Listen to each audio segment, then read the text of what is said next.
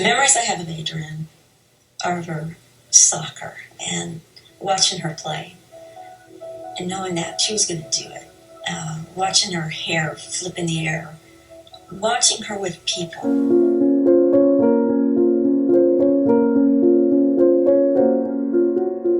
Hey y'all, so I wanted to do something a little bit different this time and talk about an actual murder case because I felt like I have done a lot of missing person cases and I just wanted to talk about this case. Like, not really, I won't say go into detail, but just talk, like just actually talk. I feel like I watch a lot of true crime where I'm just like, just talk about the case, just talk about it. So I was watching Prosecuting Evil with Kelly Siegler, and they brought up the murder of Adrianne Jones. Now, this happened back in 1995, and if y'all remember when Lifetime was lifetiming, I feel like us millennials, we learned so much from Lifetime when we were younger because we watched movies on abuse, whether it was child, domestic violence, if it was rape, incest, like we learned a lot, including murder, right? And I remember vividly the Adrianne Jones movie because I, for the life of me, could not wrap my head around why someone would ruin their future, bright future, in order to murder someone because they did something, right? And whether it was, we can all agree to disagree, right? If it was right or wrong, right? But I'm just like, I ain't doing no mess like that, honey. And the movie was just really put together. I feel like watching the movie and watching some of the facts that, you read about the case of 16-year-old Adrianne Jones, it kind of matches, right? Now, I was watching Prosecuting Evil with Kelly Siegler, and I was just like, oh my God, like it sparked my interest on the case again because, like I said, I remember it from Lifetime. Like Lifetime would show you everything, especially as a millennial. And I just couldn't wrap my head around how David Graham and Diane Zimora would actually go through with it. And the crazy thing about the case is they would have never had known who killed Adrianne if Diane never opened her mouth, which is crazy. Ever find the killers, let alone go to trial. And I said, they're going to find them. And then our prayer came true. They bragged. Right? Because as I read, the case went cold. They didn't know who unalived, Adrianne, because David, he was a well put together young man. Many people seen him as a gentleman. Many seen him as very respectful. He said, yes, sir, no, sir. So he was never one to be questioned. And as I also read, when law enforcement went to the Mansfield High School where David and Adrianne both attended. Now, Diane, she attended another high school called Crosley High School in a different area in Texas. And the thing about it is, many people had, I guess, a list of people who may have, potentially could have murdered Adrianne, but David was never one on the list. So he was never investigated further as I began to read, right? And that led me to say, like, what switched?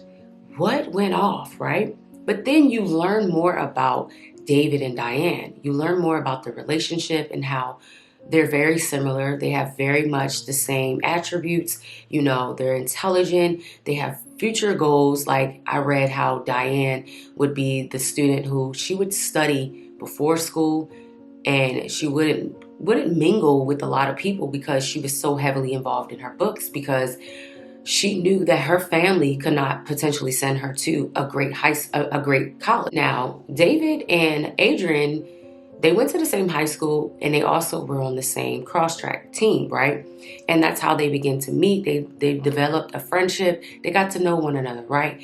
And as you begin to read more about, like I said, the kind of person that David was and the kind of person that Adrianne was and the kind of person that Diane was, you really learn what these three individuals were. And it honestly breaks my heart to know that David and Diane, they ruined their future. They really ruined everything that they had worked so hard to do. Like, the countless hours that they would study with each other, and wanting to go into the military, whether it was the Air Force, the naval, whatever, right? It makes you wonder, like, what the hell switched? And then you learn more about Diane. Diane comes from a family where her father used to be an electrician, her mother was a registered nurse, and then I have read that her father had got laid off of work, so her mother had to work countless hours. And so she was this student who was just really into her studies, and she knew what she wanted out of life. It had been stated that she wanted to be an astronaut when she was a child. She knew what she wanted to do. And she came from a religious background, so giving up her virginity meant a lot. And I said, that's where it is. That's where this switch, right? And I said this as I started to read more about Gypsy, right? So we all know that Gypsy has gotten out of prison. She has served her 10-year bid, and a lot of people are not happy about her going on a press run, right? And so I have made the connection between Gypsy and Diane. Yes, both have different backgrounds, right? And I would never take away what Gypsy has went through, right? But let's focus on the key component of the emotional intelligence, right? You come from a background where you're not allowed to do certain things. You're not allowed to I won't say date, because Diane was allowed to date, but you are to gatekeep your virginity, and you come from an environment that is like strict when it comes to that. And Diane gave up her virginity to David, and that led her into more of a connection. And that's why it's so important to talk to your children about giving away yourself, because of the deeper connection that it builds with someone. Soul ties are very real, right? So you think about Gypsy's case, right? And you think about everything she went through. I'm not taking that away. What I said on my TikTok is that it is the importance of how partners get their partners to do wrongful acts, right? And that's what happened. That's the reality of Gypsy's case. She got her ex-boyfriend Nick to unalive her mom, right? And then Diane, she got her boyfriend to unalive Adrian, right? So that's where the connection is where I want to talk about. I'm not talking about their backgrounds per se, because they're very different, right? And it led me down a string of just wanting to understand these people and why people do the things they do. And honestly, we'll probably never know, right? But outside of Gypsy, getting back to Diane and David, right? Diane was so infuriated with David because David had told her this huge secret that he had, consensual sex with Adrian, where it later turned out in court that they may have not had sex on this given day. They may have. We will never know. But regardless of that, no one deserves to lose their life because of you not being able to have the emotional intelligence. And that's why it's so important not to have sexual relations when you are a teenager, because you're still trying to develop as a human being. And if you come from a background that tells you if you give yourself away, you are to be with this person for the end of your life and your term. And that's what Diana has said. As I read, Diane has said it was either me or her. She was going to ultimately commit, the unthinkable act of unaliving herself. And it just makes you say, what in the world? Now, I commend Adrian's mother, Linda. I commend that woman wholeheartedly. And when I seen the actual court proceedings on prosecuting evil, I liked that. I was able to see the court because honestly, when the case happened, I was only like 5. I literally just turned 5 when Adrianne Jones was brutally murdered on December 3rd, 4th, because it was in the morning.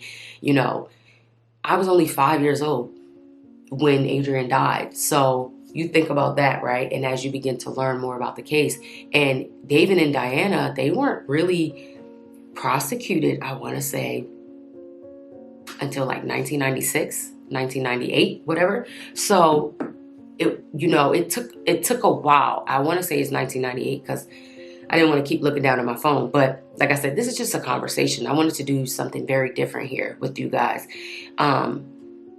It just made me think about their trial, right? So you think about their trial and you think about how, you know, Diane, she puts on this, her lawyer puts on this persona like she's this sweetheart, right? And she could have been. But when the prosecution got to her ass, she flipped. You start to see her true personality when they started to ask her questions. Because why? Diana flipped on David. I mean, come on now, that's the reality when you're trying to look out for yourself so that way you don't get life, right? And like I said, going back to Linda, I commend her because she took the death penalty off of the table. You know how hard that is as a parent who has lost their child, which I have never experienced, and I pray I don't experience that for a very long time, and especially not in this manner, right? You know how courageous that is to take the death penalty off the table, because you do not want to see any more other children and any more other families lose their child. That is commendable, because I can't tell you if I would do the same, realistically, honestly. But the thing in this case that really struck me is, on December 3rd, 1995, David calls Adrianne, and he gets her to sneak out the house because him and Diane had developed a plan of action to unalive her. On wintry night. Does that mean that she was possibly abducted from her home, or was she already with her murderer, meaning she could have possibly been with somebody she knew? And it's so sad that Adrianne really thought that David was her friend. She thought that he was just this kind guy who was raised right, who was respectful. Many people would love him as their, son-in-law or boyfriend, you know what I mean? So she didn't think that going outside her window that fateful night that she would never return home. And for Diane to be in the back of the vehicle and to hit her with the dumbbell. You were hiding in the back of a car that night, your parents' Mazda, correct? True, but right there. But think of the butt as a giant eraser. Do you know the pressure on your head? Now, I bust my head open when I was a child, when I was around like 7 or 8, and I still have like the scarring in the back of my head, and my head does this thing. It's not funny, but it is funny. My head does this thing. So I can imagine how that felt, because like I fell on like a metal piece where they were building this fence in my backyard, in my neighbor's backyard, and I wanted to jump up, and I slipped and missed it, and I ended up falling back, and there was like a metal piece inside of the wood block, and my head hit that. Child, it was crazy. So I can imagine that pain, and then you imagine you're not getting hit, not once, twice. It's like several times that you're being hit. She didn't get hit in the head with a weight. She got hit in the head with the butt of David's gun. Stan believes that Diane's initial confession to cops about hitting Adrianne with a weight is the truth. In the back of your brain is a soft tissue, right? And then you're trying to make a run for it. And then this person gets out and shoots you twice at close range. A person that you thought was your friend, a person that you would have never thought would do any of this kind of behavior to you. And then for Diane to sit and say that she ultimately regretted it after Adrianne was gone. Girl. David Graham says he doesn't have an answer. I really believe that Adrianne died for a reason. I don't know what it is. And the guys Linda Jones will ever figure it out. And then to lie and say she only wanted to meet Adrianne because she wanted to know if David was lying or not. Girl, you was not trying to meet this girl at no 10:30 at night to have a conversation. Point blank period. You knew what the intent was, and you knew what you were trying to do, and you knew what you wanted David to do. Because you wouldn't have went on a gloat spree when you got to the naval base saying when they actually would have, what's the craziest thing you have done for love?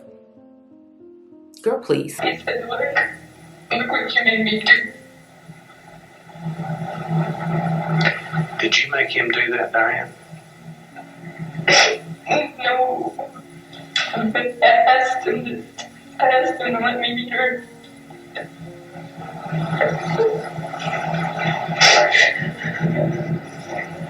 And you know what's so crazy? I was reading on one of the articles that Diane was saying the only inmate, because, you know, both Diane and David are both still in Texas in prison.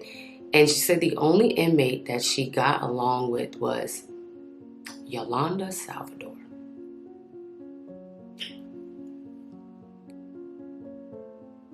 Saying that they only were cool because of their notoriety, because of the case, her killing Selena.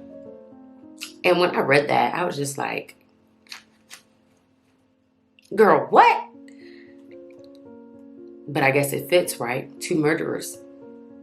Regardless if she did the final blows or not to Adrian, you're still involved. And so David and Diane were both sentenced to life in prison. They really thought they was going to get out. I don't know why they thought, possibly, especially Diane, when she tried to flip the script and say that David was abusing her, doing all of this stuff because of his background and yada, yada, yada. Girl, please.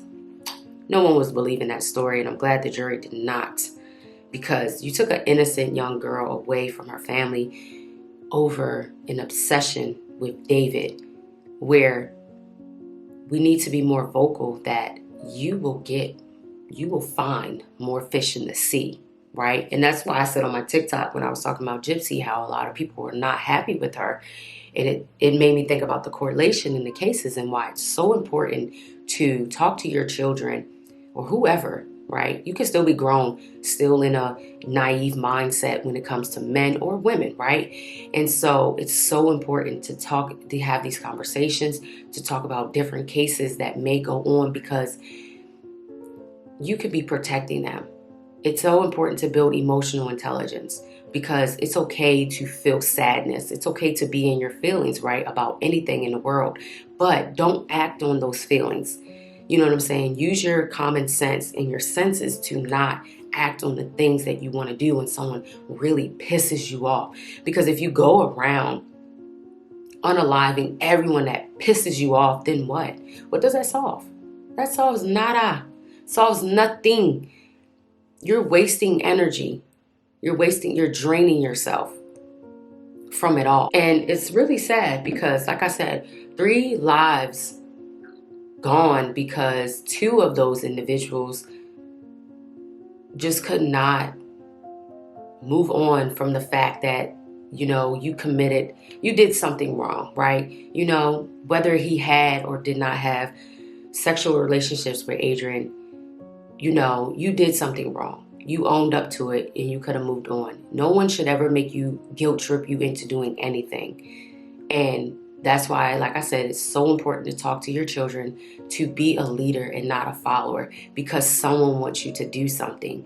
And these cases, and when they're presented, like I said, it takes you back. Like I'm telling you, like y'all, when I seen the case again on Prosecuting Evil with Kelly Siegler, I was just like, oh my God, I remember this case like in so much detail. Like I just remember watching the Lifetime movie and then starting to research more about it. Y'all know how we do.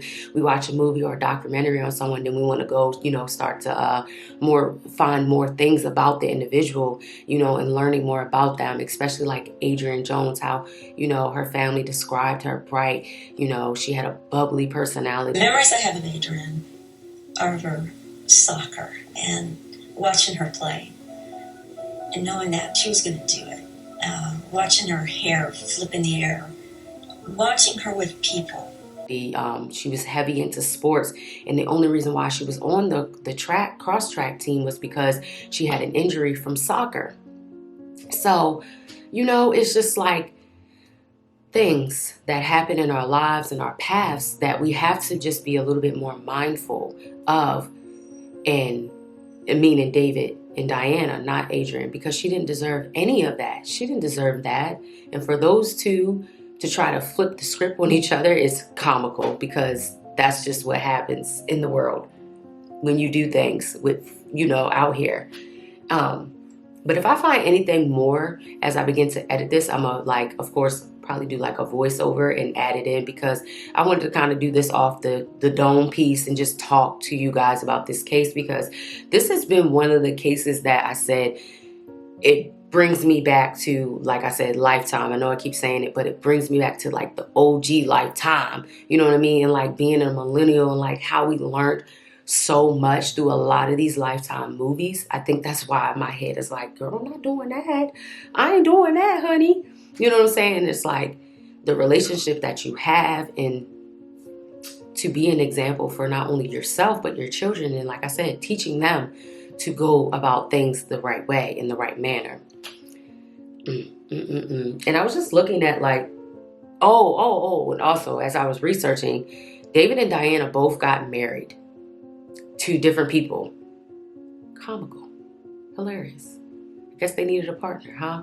While you're in there doing your bid.